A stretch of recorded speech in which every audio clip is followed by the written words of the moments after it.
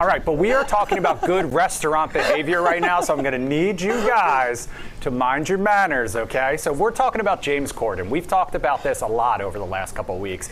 He took to the air for the first time last night since this controversy broke. And I'm curious to you guys to get your opinion on this. But my takeaway from this is basically him saying, sorry, not sorry. He was back on air last night, like I said, for the first time since this whole controversy.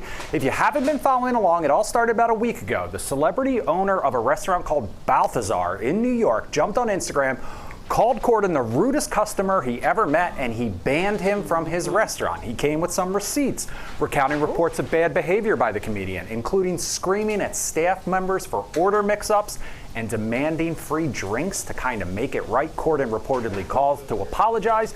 The owner reversed course, welcoming him back into the restaurant. Then over the weekend, Corden seemingly retracted his apology during an interview with the New York Times. He claims he did nothing wrong, says it was beneath the newspaper to even talk about it in the first place. Last night, he went on his show. He shared the story again, this time in his own words. He admitted he was wrong, kind of. Take a listen.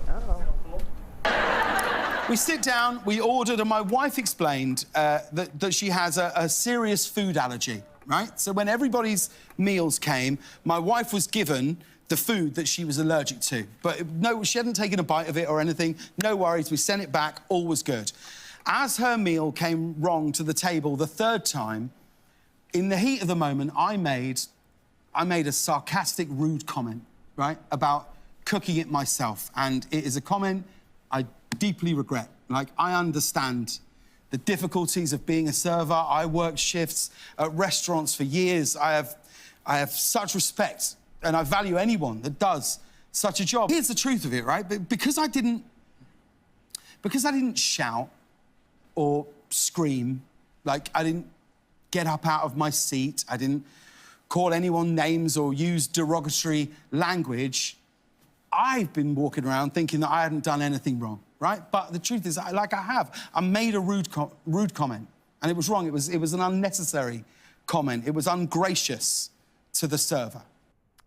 So you hear him there. He kind of apologizes, and then he kind of walks back and says, I didn't really think I did anything wrong. Just made a sarcastic comment. I didn't stand up and shout. However, he did say he never intended to upset anyone.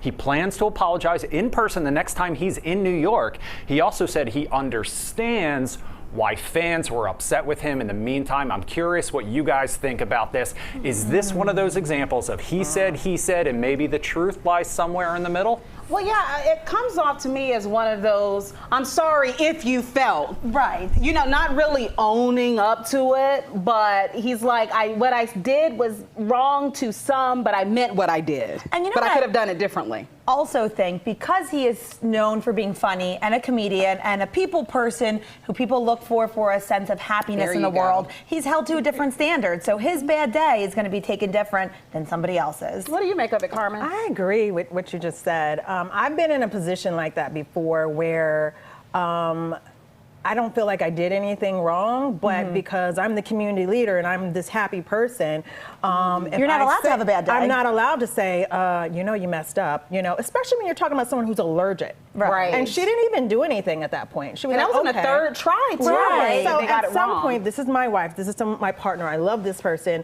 and like, she's hungry and frustrated. I'm gonna say something smart, like what part, I'll probably say it slow, what part do you not understand? And that can be rude, right? Like, yeah, for sure. Carmen, you hurt my feelings, and I'm like, but did I? And in the heat of the moment, people are human, and sometimes you say things you regret, but it's not like he said anything that stands out to me other than being heated and angry, and I'm sure it's somewhere in the middle of both of their takes on it. Yeah, you have their take, his take, and the truth that's in the middle generally. All right, well, we'll see if there are any more receipts to come. Yeah. We got a little more snack, though, to serve up for you this morning, and this morning it comes courtesy of extra senior correspondent Melvin Robert, good friend of Lion Lunch Hour. Good morning. Hey, Marissa, good morning. Happy Tuesday. Well, trying to stay happy, but you know, we got some super sad news yesterday. I actually had trouble sleeping, and I texted one of my friends because I teared up after learning about Leslie Jordan's passing.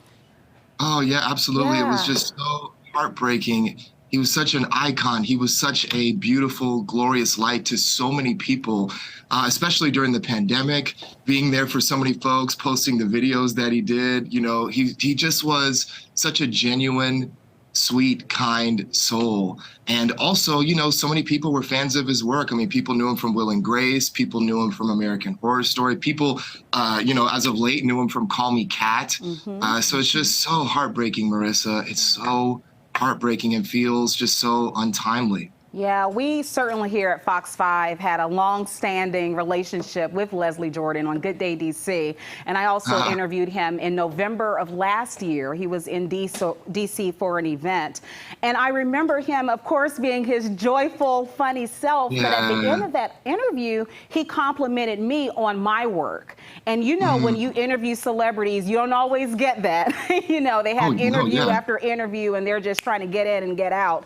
But he took the time to make that notation, and I really appreciate it as I continue to grow in my reporting and interviewing. But I have to say this too, he's originally from Chattanooga, Tennessee. I worked there. That was my first television market. Oh, get out of here. here. So he's super legendary in Chattanooga. We talked about that as well, Chattanooga.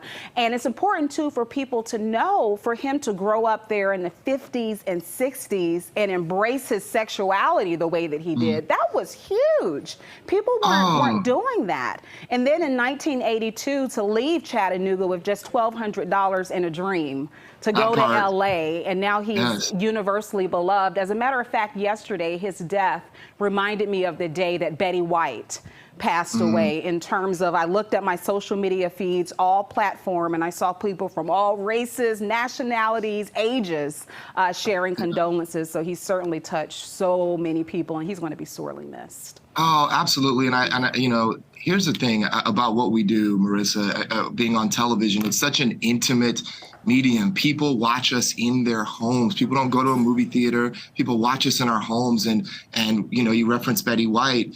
Same thing with Leslie Jordan. People watched him at home, you know, and there's a different type of a touch point with those folks and those actors and entertainers and personalities that you watch in your home, and they are a part of your family. And it's such a privilege to, you know, to do the work that we do. And he just so special. For 5 years, I sang in the Gay Men's Chorus of Los Angeles, and he was a guest artist, actually, in my last concert in June of 2018. Wow. And he was so kind and so generous to all of us. You know, there was over 300 guys in the chorus, and yet he made all of us feel special and so honored and so appreciated. And he's such a light. And you know, so many stars are coming out, you know, on social media, really sharing just their feeling and just the loss, the extraordinary loss, and people just pouring out with these beautiful tributes from Megan Mullally and Deborah Messing and Eric McCormick from, of course, Will and Grace, to others as well. I mean, George Takei and Michelle Pfeiffer. Last night I was at Dancing with the Stars and chatted with Wayne Brady about it, and also with Derek Huff. I mean, so many people. He impacted so many people through his light that he shined so bright on so many of us. Yeah, short in stature, but huge in impact. Oh, we love Leslie Jordan. Thank you so much for that, Melvin, and also sharing the impact that he had on your life. And just a reminder, you can catch Extra weekdays on Fox 5+.